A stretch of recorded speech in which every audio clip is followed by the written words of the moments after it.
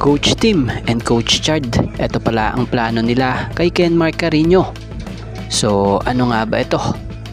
Maganda rito ay nakakasiguradong magbe-benefits ang Hinebra dito. So wag na nga nating patagalin pa, tara at atin ang talakayin. Tila bago ang playoffs nakita naman nating matesting sa elimination round ng Season 50 ng PBA Commissioner's Cup etong si Kenmark Carino. Bagamat limitado pa ang minuto, maganda pa rin naman ang nagiging impact nito para sa team. Speaking of limitado, yan nga ang dapat nyo rin malaman dahil batay nga sa nabasa natin, may dahilan pala kung bakit limitado pa ang minuto ni Kenmark o hindi pa nga ito binibigyan ng heavy minutes sa Hinebra. Batay sa nabasa nga natin, una na ngang nasambit ni Coach Tim na credit po Kenmark will give us the much needed rim protection. So para kay Coach Tim, magkakaroon ng isang legit rim protector ang Hinebra kung makakabalik na sa 100% condition si Kenmark. Magiging advantage ng barangay ang height at defensive IQ ni Carino sa depensa.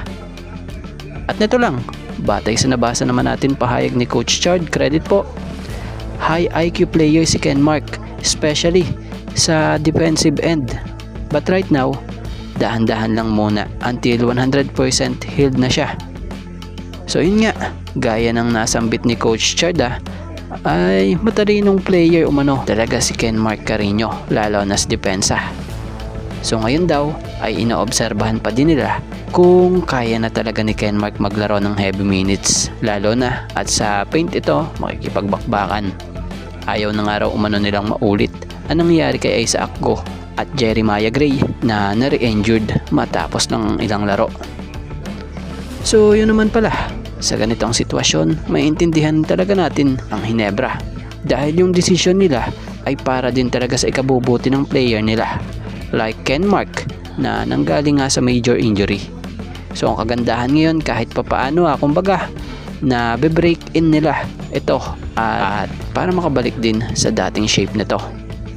So matatandaan namang si Kenmark ay isang defensive anchor type of player. All defensive team member nga siya sa rookie year niya. Ganun nga kataas ang ceiling ng manlalarong ito. Kaya naman iniingatan ng koponan ang recovery ni Kenmark. So 28-year-old pa lamang naman siya. Kaya mataas ang tsansa na makapag 100% recovery siya sa injury niya.